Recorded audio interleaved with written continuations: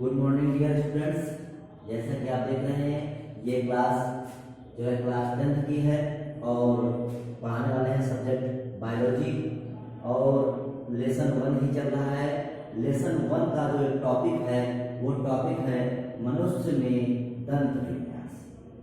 मनुष्य में दंत विन्यास, dentition of human, dentition of human. तो वीडियो शुरू करने से पहले एक रिक्वेस्ट है कि आप चैनल को सब्सक्राइब कर लें और बेल आइकन को दबा लें ताकि जो है वीडियो आप तक आसानी से पहुंच सके। तो चलिए आइए शुरू करते हैं। अब हमने आपको पाचन तंत्र बताया था, पाचन तंत्र की क्रिया विधि बताई और क्रिया विधि बताने के बाद सेल के कार्य पिछले वीडियो में बताए, पित्तरस के कार्य पिछले वीडियो में बताए। अब देखिए पाचन से रिलेटेड है दंत विन्यास। जैसा कि हम लोग जानते हैं कि जो हम लोगों के दांत होते हैं वो पाचन में अहम भूमिका निभाते हैं, क्योंकि दांतों का काम भोजन को पीसकर काटकर महीन करना होता है। तो ये भोजन को पीसकर और काटकर महीन मतलब चबाकर महीन कर देते हैं। ये चबाकर भोजन को महीन कर देते हैं, इससे भोजन को हम लोगों को पचाने में आसानी होती है। तो देखते हैं दंत विन्यास क्या होता है। अन्य स्तनधारियों की भांति मनुष्य में भी दंत विन्यास होता है। तो मनुष्य में जो दंत विन्यास है, डेंटेशन ऑफ ह्यूमन है, तो मनुष्य में जो दांत होते हैं वो 3 प्रकार के होते हैं। वैसे तो आपने सुना होगा कि 4 प्रकार के होते हैं, ठीक। वो हम बताएंगे कि 4 प्रकार के कैसे होते हैं। अभी हम आपको बताएंगे कि 4 प्रकार के कैसे होते हैं। तो मनुष्य में जो दंत विन्यास है, दंत विन्यास जो मनुष्य के दांत होते हैं वो 3 प्रकार के होते हैं। सबसे पहला गर्त दंती, गर्त दंती थीकोडोंट। दूसरा द्विबार दंती, द्विबार दंती या द्विदंती। तो द्विबार दंती मतलब डाइफियोडोंट, ठीक। ये थीकोडोंट, डाइफियोडोंट। और तीसरा आता है विषम दंती। विषम दंती जो होता है वो हेट्रोडोंट, इंग्लिश में से बोलते हैं हेट्रोडोंट, ठीक। तो पहला गर्त दंती थीकोडोंट, द्विबार दंती डाइफियोडोंट और तीसरा विषम दंती हेट्रोडोंट, ठीक। तो जो विषम दंती है, विषम दंती कार्य के आधार पर, वर्ग के आधार पर 4 प्रकार के होते हैं। जैसा कि हम लोग जानते हैं कि दांत 4 प्रकार के होते हैं। तो कार्य के आधार पर जो वर्ग है, वर्ग के आधार पर दांत होते हैं वो 4 प्रकार के होते हैं। कृंतक, रंध्रक, अग्रचर्वणक और चर्वणक। इंसाइजर, कैनाइन, प्रीमोलर, मोलर, ठीक। तो अब गर्ददंती दांत क्या होते हैं। तो जो गर्ददंती होते हैं, गर्द माने होता है गड्ढा, मतलब ये दांत किसी गड्ढे में होते होंगे। तो गर्ददंती का मतलब होता है कि इस प्रकार के जो दांत होते हैं वो जबड़े की हड्डी की गहराई में, जबड़े की हड्डी की गहराई में स्थित होते हैं। इसीलिए इनको गर्ददंती बोला जाता है।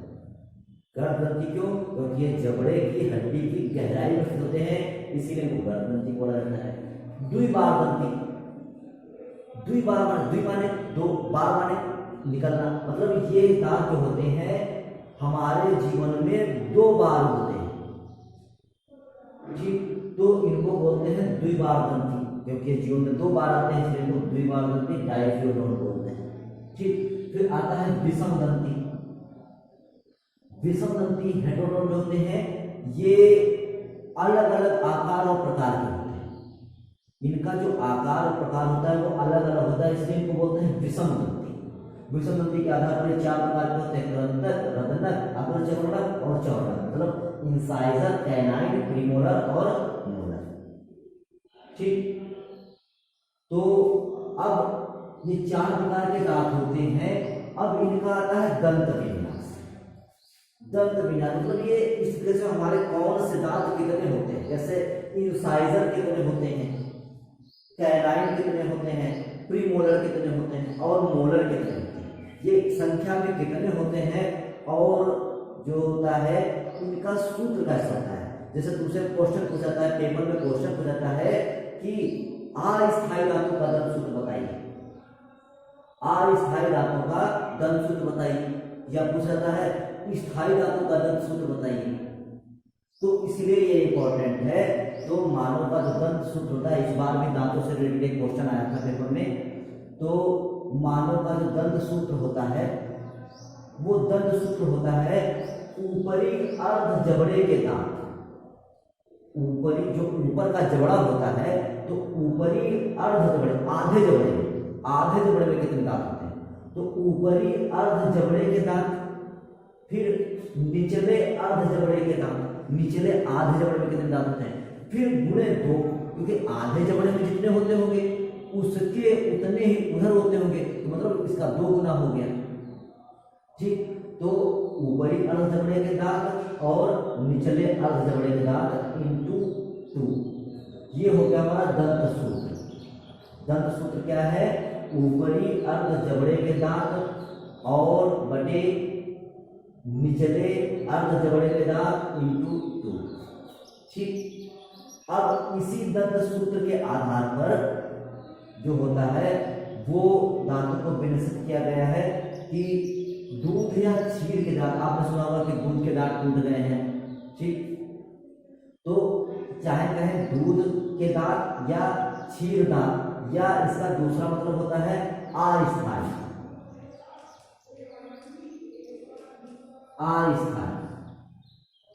ठीक, अस्थायी दंत सूत्र। तो देखिए अस्थायी दंत सूत्र का मतलब होता है कि ये स्थायी नहीं होते, ये स्थायी नहीं होते, मतलब ये जीवन में एक बार निकले फिर टूट गए फिर दोबारा निकले, इसलिए अस्थायी। ठीक, तो इनको दूध के दांत या क्षीर दांत भी बोलते हैं। तो इनका सूत्र क्या होता है? आई, देखिए यहाँ पे शॉर्ट फॉर्म लिखा आई मतलब होता है इंसाइजर। इंसाइजर कितने हैं? 2/2। देखिए ऊपरी अर्ध जबड़े में 2 दांत और निचले अर्ध जबड़े में 2 दांत। ठीक, बात समझे? तो इंसाइजर 2/2। फिर इस प्रकार से कैनाइन अर्ध जबड़े में, ऊपर के अर्ध जबड़े में 1 और नीचे के अर्ध जबड़े में 1, तो 1/1 कैनाइन। फिर आता है प्रीमोलर। तो प्रीमोलर क्या होते हैं? प्रीमोलर दांत अनुपस्थित होते हैं, ऊपर भी 0 है और निचले अर्ध जबड़े में दांतों की संख्या 0 है। ठीक, फिर मोलर जो दांत होते हैं, मोलर ऊपरी अर्ध जबड़े में दांत 2 और निचले अर्ध जबड़े में दांत भी 2। ठीक, तो टोटल 2 और 1 3 और 2 5, तो 5 दांत ये हो गए। ठीक, फिर नीचे के जबड़े में भी उतने दांत है, तो नीचे में 5 हो गए इंटू 2, तो 5 दूनी 10 और 5 दूनी 10, तो 10/10, मतलब ऊपर के भी दांत 10 अर्ध जबड़े में और नीचे की भी दांत अर्ध जबड़े में 10। ठीक, तो इस प्रकार से टोटल संख्या हो गई इनकी 20, मतलब पूरे मुख में जो अस्थायी दांतों की संख्या है वो हो गई 20। ठीक, तो अब इसी प्रकार से स्थायी दांतों का दंत सूत्र आता है। तो स्थायी दांतों का दंत सूत्र क्या होता है? स्थायी दांत क्या होते हैं कि ये दांत जो होते हैं वो जीवन में जब निकल आते हैं फिर उसके बाद दोबारा नहीं जाते हैं। ठीक, एक बार ये निकल आए स्थायी दांत, फिर उसके बाद नहीं जाते हैं। तो जो दूध के दांत भी होते हैं, जब एक बार वो टूट जाते हैं फिर उसके बाद जब दोबारा निकलते हैं तो फिर वो स्थायी हो जाते हैं, फिर दोबारा नहीं टूटते हैं। ठीक, तो इसी प्रकार से अब वो भी स्थायी में आ जाए। तो स्थायी दांतों का दंत सूत्र क्या होता है? इंसाइजर, आई मतलब इंसाइजर 2/2, ऊपरी जबड़े में भी 2 दांत और निचले जबड़े में भी 2 दांत। कैनाइन मतलब ऊपरी जबड़े में भी 1 दांत और निचले जबड़े में भी 1 दांत। ठीक, फिर प्रीमोलर, तो प्रीमोलर मतलब जो दांत होंगे वो ऊपरी जबड़े में 2 होंगे और निचले जबड़े में भी 2 होंगे। मोलर ऊपरी जबड़े में 3 होंगे और निचले जबड़े में भी 3 होंगे इंटू 2। देखिए 2 और 1 3, 3 2 5, 5 3 8। ठीक, इसी प्रकार से निचले जबड़े में भी 8। तो अगर इनको इंटू 2 किया जाएगा तो 8 दूनी 16, ऊपर जितने भी ऊपर दांत हो जाएंगे, ऊपर के दांत कितने हो जाएंगे 16। ठीक, और फिर जो नीचे के दांत हो जाएंगे वो भी कितने हो जाएंगे 16। तो इस प्रकार से टोटल दांत 32 हो जाएंगे।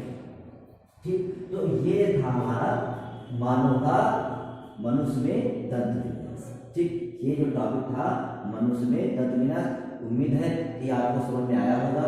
अगर कोई दिक्कत हो तो आप कमेंट्स में पूछ सकते हैं।